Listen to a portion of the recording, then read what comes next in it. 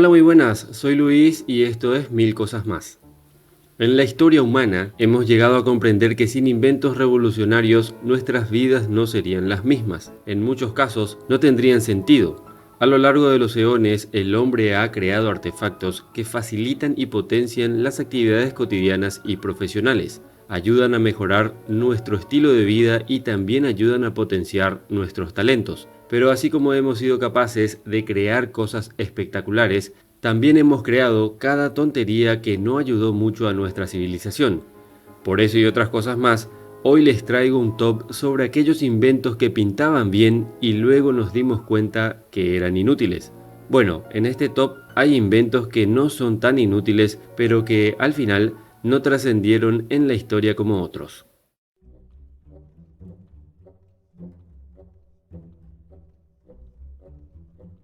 La invención y la rápida adopción del automóvil a comienzos del siglo XX plantearon un problema inmediato: ¿dónde aparcar tantos vehículos? Sobre todo en zonas urbanas densas. Los garajes de estacionamiento subterráneos permitieron múltiples niveles de estacionamiento de vehículos, pero resultaron en huellas con mucho espacio vacío. La primera incursión en los sistemas de aparcamiento automático que ahorra espacio fue el garaje de Rue de Ponthieu en París, que en 1905 dio a conocer un ascensor interno que podía levantar coches a diferentes niveles para ser estacionados por los asistentes. Luego surgieron sistemas más automatizados. Uno de los más populares fue el sistema Paternoster, que levantó y almacenó los vehículos en cajas como una noria, permitiendo que 8 coches se estacionen verticalmente en el espacio de la huella de 2 coches. La popularidad de los sistemas automáticos de estacionamiento en la última instancia disminuyó debido a los largos tiempos de espera requeridos para que los clientes recuperen sus automóviles, pero todavía se pueden encontrar en ciudades de todo el mundo.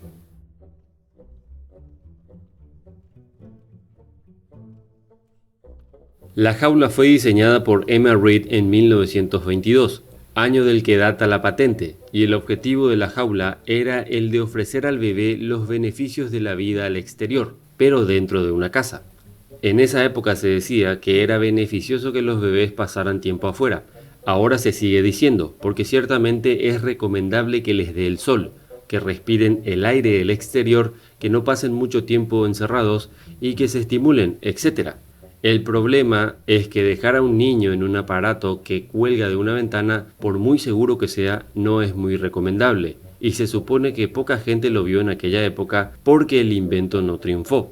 La diseñadora, sabedora de que en términos de salud se les decía a los padres que al aire libre tendrían mejor salud, y conocedora de que cada vez más familias estaban viviendo en pisos donde no había balcones ni terrazas e incluso podían quedar lejos de los parques para que los bebés y los niños jugaran, pensó que podría ser buena idea hacer un añadido al piso abriendo la ventana y posibilitando que los niños pudieran estar afuera. De hecho, estaba tan convencida de su invento que hasta añadió al asunto unas cortinas y fundas para que, si el niño se dormía, estuviera a salvo de los vientos u otros agentes meteorológicos.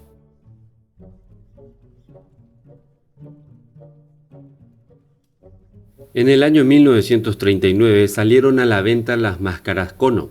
Estas prometían proteger del frío y la lluvia, y con este invento se pretendía sustituir al paraguas. Aunque al inicio tuvo cierto éxito entre las mujeres, lo que causó su rotundo y rápido fracaso fue su forma puntiaguda, pues se consideraba ridícula y peligrosa en una conversación cara a cara o en espacios reducidos, así que la sociedad decidió volver a portar paraguas.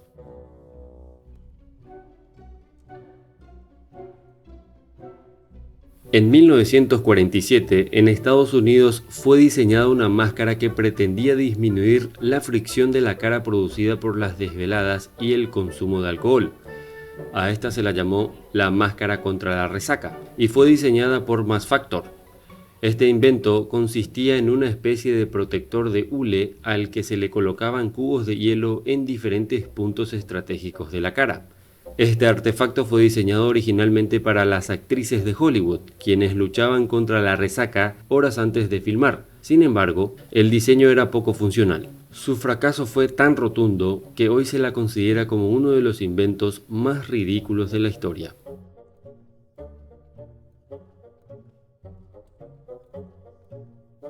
En 1935 se inventó una especie de cama piano que permitía tocar el instrumento mientras se estaba acostado en la cama. Este aparato pretendía ser un invento sumamente útil para quienes no podían levantarse por enfermedades, sobre todo músicos que tuvieran que practicar sin salir al exterior. Sin embargo, la aceptación de la gente no fue buena, ya que argumentaban que era un invento que promovía la pereza y era insalubre. Algunos doctores protestaron argumentando que este deformaría algunos huesos, sobre todo en la columna vertebral. Incluso para los mismos músicos fue un invento absurdo, costoso e incómodo.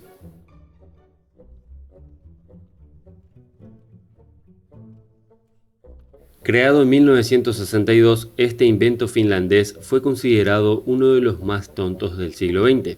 Un sauna portátil que prometía ser el invento que toda mujer iba a tener en su casa. Sin embargo, su falta de éxito se debió a la dificultad y poca eficiencia para llegar a una temperatura adecuada. Era un objeto muy pesado, difícil de limpiar, pero por sobre todo muy incómodo. Lo que parecía ser una opción perfecta para lucir el bikini dentro de la casa, la falta de confianza y seguridad de las mujeres fue de las causas principales por la que este producto llegó al olvido. Sin embargo, a principios de los años 2000, diferentes modelos volvieron a surgir.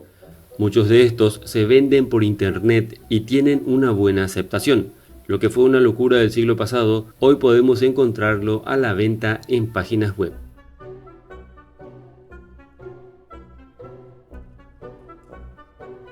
Por más que suene algo morboso, no es lo que parece.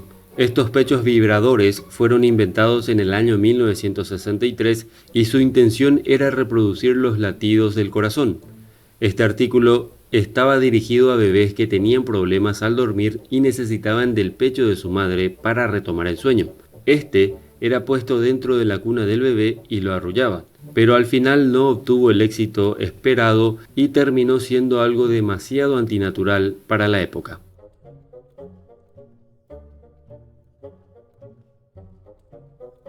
En Japón, a principios de los años 1963, se inventó la Mew Cat Machine, un artefacto que producía maullidos similares a los de un gato. Funcionaba a base de una caja fonética que producía este tipo de sonido. La justificación de este invento fue uno de los mayores problemas de la cocina japonesa: los ratones. Sus creadores creyeron que el maullido ahuyentaría a los roedores y el problema quedaría solucionado. Pero la realidad fue que a muchos consumidores el sonido les parecía perturbador y ni siquiera consideraban que fuera verdad que asustara a los roedores, por lo que fue retirado del mercado y quedó en el olvido.